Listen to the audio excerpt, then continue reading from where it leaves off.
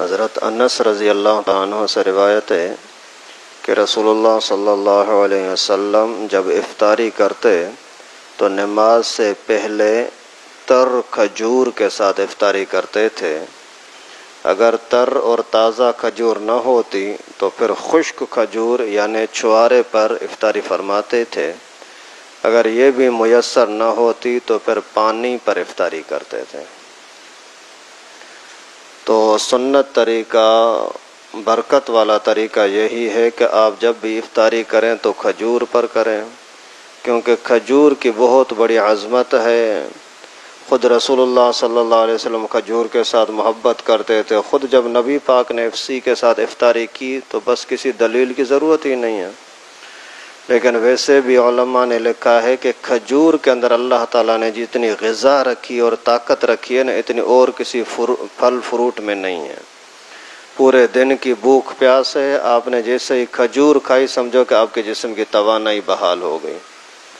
اگر یہ نہیں ملی تو خشک کھجور چھوارا بھی صحیح ہے، وہ بھی نہیں ہے تو پھر پانی، کیونکہ پانی بھی انسان کے اندر جان دینے والا اور قوت دینے والا ہے۔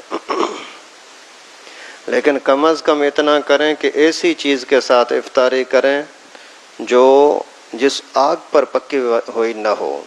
کوئی بھی فروٹ ہے آگ پر پکا ہوا نہیں ہے، سموسے پکوڑے وغیرہ یہ آگ پر پکے ہوئے ہیں، تو کوشش کریں کہ کھجور ہو یا پانی ہو یا دودھ وغیرہ ہو یا پھر کوئی بھی فروٹ ہو جو آگ پر پکا نہ ہو، اس کے اندر زیادہ برکت ہے۔ اور افطاری کے اندر اللہ تعالیٰ کی نعمت سمجھتے ہوئے اس کو کھانا، اور روزے کے کھولنے پر اللہ تعالیٰ کا شکر ادا کریں۔ اللہم لک صمت وعلی رزقک افطرت، یا اللہ تیرے لیے روزہ رکھا، تیری نعمتوں پر افطاری کر رہا ہوں، تیرے ہی رزق پر افطاری کر رہا ہوں۔ اور اس وقت میں جو بھی آدمی دعا کرے وہ دعا قبول ہوتی ہے۔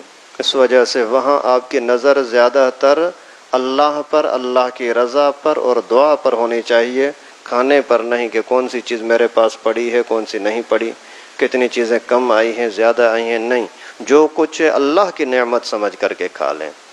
آج کل ہم نے یہ رواج بنا دیا بہت ساری چیزوں کو اکٹھا کرنا، ورنہ رسول اللہ صلی اللہ علیہ وسلم جو افطاری کرتے تھے صرف کھجور کے 1 3 5 7 تاک عدد کھا لیتے اور کچھ پانی پی لیتے بس۔ آج کل ہم اتنا کھاتے ہیں، اچھا خاصا وہ تھالا بھرا ہوتا ہے وہ بھی ختم ہو جاتا ہے، پھر بھی شکر نہیں کرتے کہ اللہ کی نعمت کوئی ہم میں ملی۔ اور افطاری کے اندر اپنے لیے، اپنے گھر والوں کے لیے، جس جس کے لیے آپ چاہتے ہیں دعا کرتے رہیں، اس کی بہت بڑی برکت ہے۔ اور افطاری کے لیے لازم ہے کہ ٹائم ختم ہو جائے، یعنی مغرب کی اذان ہونے لگے پھر آپ افطاری کریں۔ اگر کسی نے صرف 1 منٹ پہلے بھی اگر پانی پی لیا تو اس کا روزہ نہیں ہوگا، پورا دن اس کا گیا، پھر دوبارہ نئے سرے سے یعنی یہ روزہ قضا کرنا پڑے گا۔ اور افطاری کے اندر اگر کوئی بندہ مجبور ہے، ڈاکٹروں نے بولا ہے کہ پہلے آپ کو دوائی کھانی ہے پھر کچھ اور کھانا پینا ہے، تو بھی کوشش کرے پہلے پانی پیے پھر کوئی دوائی کھائے۔ لیکن اگر شروع میں ہی دوائی کھا لی تو بھی منع نہیں ہے، کر سکتے ہیں، مجبوری ہے۔ لیکن غلط چیزوں پر افطاری کرنا غلط ہے۔ کوئی بھی حرام چیز ہے، حرام کا پیسہ ہے، چوری وغیرہ کی کوئی چیز آ گئی، اسی پر افطاری کرتا ہے تو یہ بہت بڑا ظلم ہے، اور حرام کھانے کا گناہ بھی اور ایک نیک عمل کو برباد کرنے کا گناہ بھی۔ اور بہت سارے سگریٹ کے اور نشے کے عادی ہوتے ہیں، بولتے ہیں یار میرے تو منہ میں پہلے نسوار رکھنی ہے، ناجائز ہے۔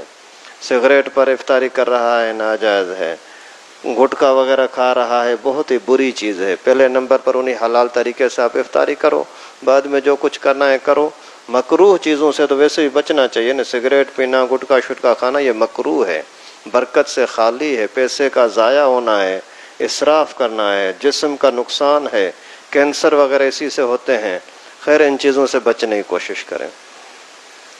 اور افطاری کے اندر اتنا زیادہ نہ کھائیں کہ اس کی وجہ سے آپ کا پورے دن کی جو بھوک تھی اسی کا سارا فائدہ ختم ہو جائے، اور الٹا آپ کے اوپر بوجھ ہو جائے، رکوع کر رہے ہیں، سجدہ کر رہے ہیں تو بھی آپ کی توجہ پوری پیٹ کی طرف الٹی نہ ہو جائے اور یہ نہ ہو جائے۔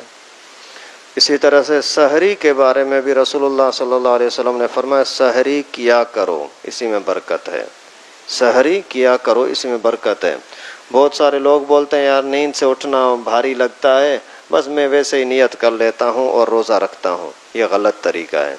بھلے بھوک نہ ہو، پیاس نہ ہو، کچھ نہ کچھ ضرور کھائیں، اور اس میں بھی بہتر یہ ہے کہ آپ کھجور کھائیں، اور یا پھر کوئی پانی کے 2-4 گھونٹ پی لیں، لیکن کچھ نہ کچھ کھائیں پئیں ضرور، اسی کے اندر برکت ہے۔ اور سحری کے اندر بھی اگر آپ نے ٹائم ختم ہونے کے بعد 1 منٹ بھی بعد، 1 سیکنڈ بھی بعد اگر آپ نے کچھ کھایا پیا تو آپ کا روزہ نہیں ہوگا، روزہ نہیں ہوگا۔ اس وجہ سے اچھی طرح سے کوشش کیا کریں، جیسے ہی اعلان ہوتا ہے نا باقی 10 منٹ ہیں بس کھانا پینا چھوڑ دو۔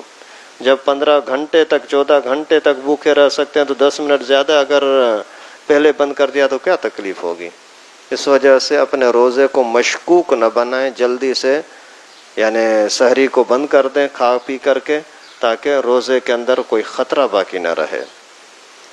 اور اسی طریقے سے اگر آدھی رات کے بعد کسی بھی ٹائم پر آپ نے کھا لیا، کھا پی کر کے سو گئے تو بھی آپ کی سحری کا ثواب آپ کو مل جائے گا۔ اور اگر کوئی شخص ایسے ٹائم پر صبح کو اٹھا ہے، سمجھتا ہے ابھی ٹائم تو بہت کم ہے، اگر میں سحری کرتا ہوں، اللہ تعالیٰ ان کو ہدایت دے، اگر میں سحری کرتا ہوں تو سحری کا ٹائم نہیں ہے، کیا کروں؟ تو اسی ٹائم پر بھوکا پیاسا ہی نیت کر لے، بس اللہ تعالیٰ اسی کے روزے میں برکت دیں گے۔ سحری اگر نہیں کھائی، کچھ کھایا پیا نہیں اور روزہ رکھ لیا تو بھی ہو جائے گا۔ اور رات کو نیت کرنا ضروری نہیں ہے، بس صبح کے ٹائم پر بس نیت ہے، دل میں ہے کہ میں سحری کر رہا ہوں روزے کے لیے، بس یہی آپ کا روزہ ہے، یہی نیت ہے، بس کافی ہے۔ اگر آپ سوئے ہوئے تھے، احتلام ہو گیا، ابھی صبح کو جیسے اٹھے تو دیکھا یار 10-15 منٹ بچے ہیں، نہاتا ہوں تو سحری نہیں کر سکوں گا، سحری کرتا ہوں تو نہا نہیں سکتا، تو نہانے کو فی الحال چھوڑو، غرارہ کر کے بڑی کلی کر کے اور پھر آپ کھا پی لیں، پھر بعد میں نہا لینا۔ لیکن روزے کے دوران جو نہانا ہوگا وہ پھر غرارہ کرنا منع ہوگا، پھر غرارہ نہیں کر سکتے، کیونکہ ایک قطرہ بھی اگر گلے سے نیچے پانی کا چلا گیا تو پھر آپ کا روزہ ٹوٹ جائے گا۔ تو سحری کرنا رات کو اٹھنے کے بعد کا نام ہوتا ہے۔ یہ جو بہت سارے لوگ اچھے خاصے دیندار لوگ بولتے ہیں پوری رات جاگتے رہتے ہیں، بس سحری کر کے فجر پڑھ کر کے سو جاؤں گا، یہ غلط طریقہ ہے۔ اگر آپ عبادت کے لیے پوری رات جاگتے ہیں تو بھی اچھا نہیں ہے، بہتر یہ ہے کہ عشاء کے بعد گھنٹہ 2 گھنٹہ 4 گھنٹے کے لیے آپ سو جائیں۔ سونے کے بعد جو اٹھو گے نا، اس کے اندر بڑی برکت ہوتی ہے، اس کے اندر دماغ دل فریش ہوتے ہیں، مکمل خالی ہوتے ہیں۔ پہلے جب تک آپ سوتے نہیں ہیں نا تو تمہارے دماغ پر بھی بہت سارے خیالات ہوں گے، دل بھی ادھر ادھر گھوم رہا ہوگا، بہت باتیں سامنے آ رہی ہوں گی۔ گھنٹہ 2 گھنٹہ سو گئے، ابھی جیسے اٹھے نا تو جو چیز آپ کے دماغ پر آئے گی اسی کا اثر ہوگا۔ اس وقت اگر آپ نے اللہ اللہ کرنا شروع کیا، ذکر کرنا شروع کیا، تلاوت شروع کی نا، تو اس کا پورے دن تک اثر رہے گا۔ اس وجہ سے خود بھی کوشش کریں، اپنے بچوں کو بھی یہ ماحول بنائیں کہ عشاء کے بعد سوئیں ضرور، پھر بھلے گھنٹے 2 گھنٹے کے بعد 12 بجے بھلے اٹھ جائیں، پھر اپنے ذکر و اذکار کے اندر لگ جائیں، لیکن نہ سونا یہ بہت ہی نامناسب ہے۔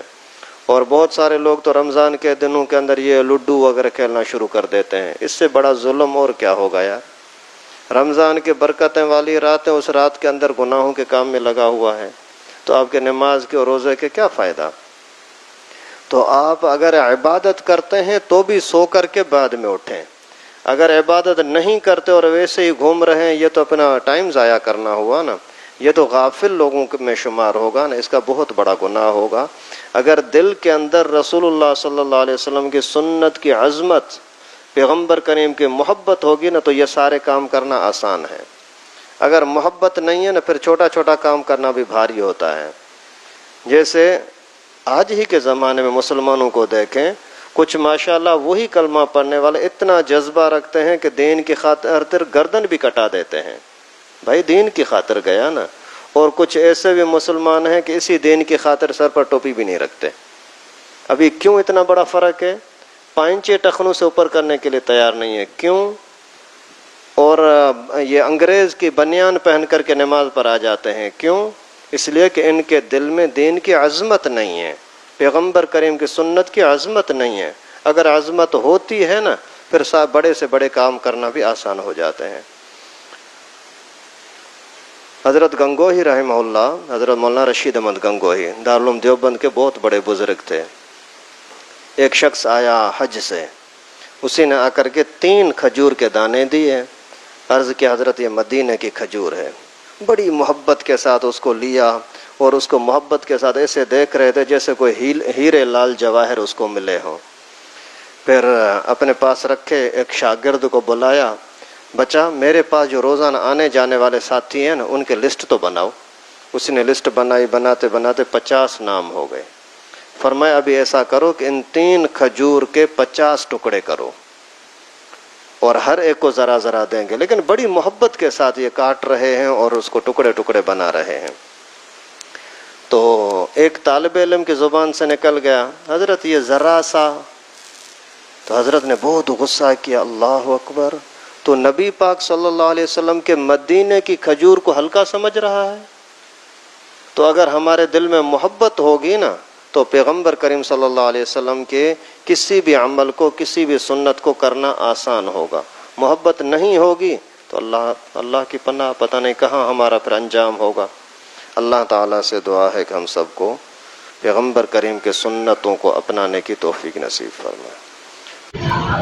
لائک کریں ہمارے چینل کو اور سبسکرائب کریں اور بیل آئیکن کو دبانا نہ بھولیں.